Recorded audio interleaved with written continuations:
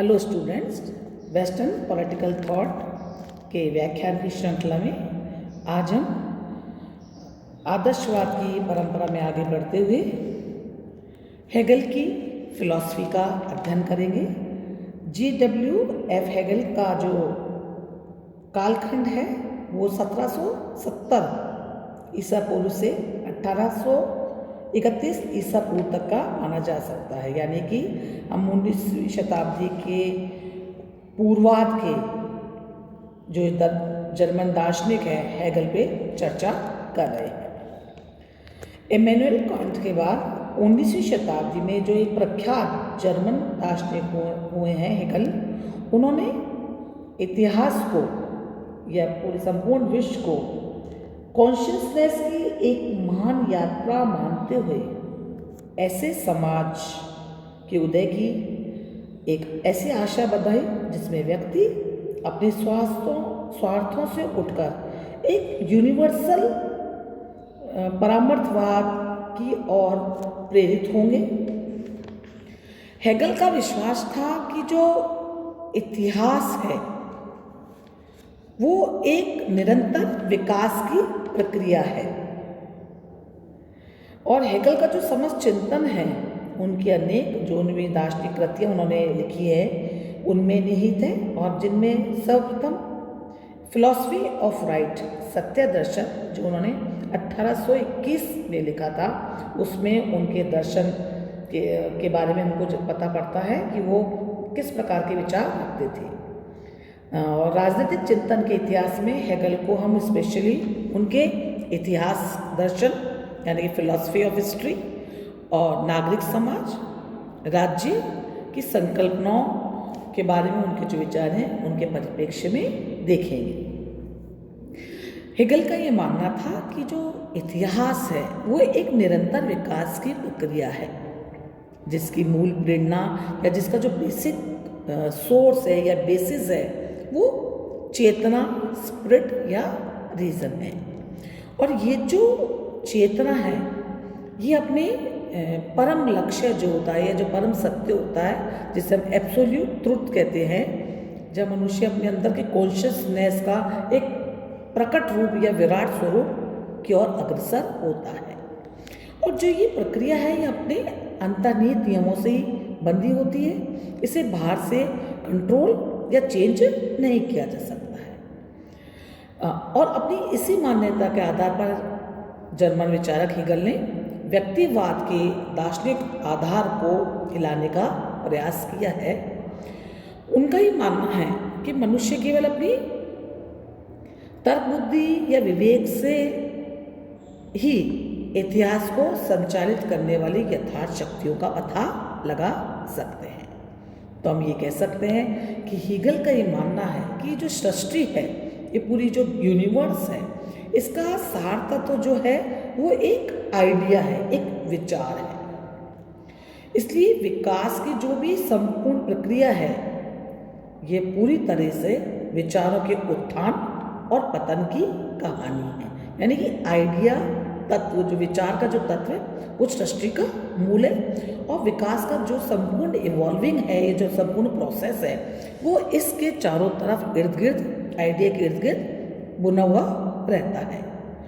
और जब हम ये देखते हैं कि यही जो विचारों का उत्थान है, पतन है, इसको हम मूल रूप के अंदर अगर देखें तो हम सोसाइटी के अंदर जो भी संस्थाएं हैं उनका उदय होता है, बाद में उनका पतन होता है।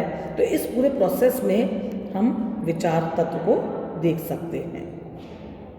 और उनका ये भी मानना है कि जब ये जो प्रक्रिया है उत्थान की, पतन की प्रोसेस पूरा जो चलता रहता है, ये प्रक्रिया अपने चरम लक्ष्य तक नहीं पहुंच जाती तब तक ये स्थिर भी नहीं रहती है।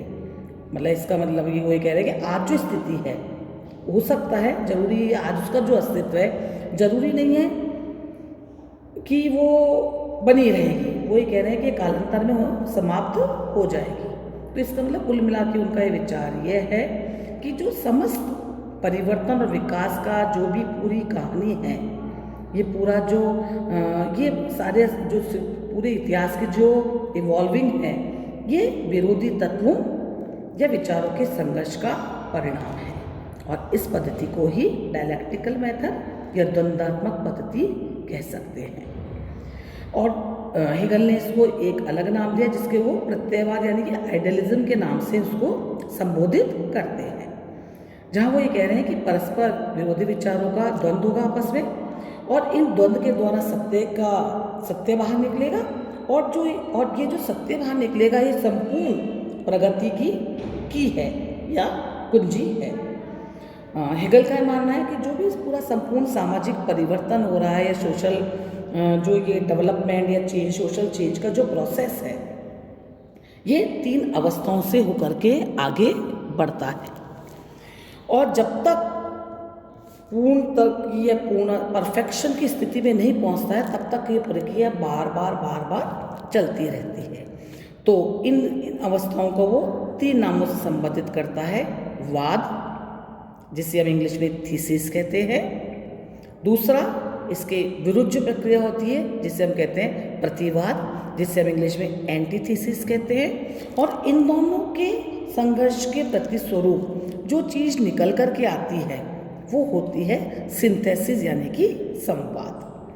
तो एक जो ये परिवर्तन का चक्र है ये पूरा चलता रहता है जब तक वाद, फिर उसके प्रतिपक्ष में प्रतिवाद आता है, और ये संघर्ष, फिर संवाद आता है, और ये प्रोसेस चलता रहता है।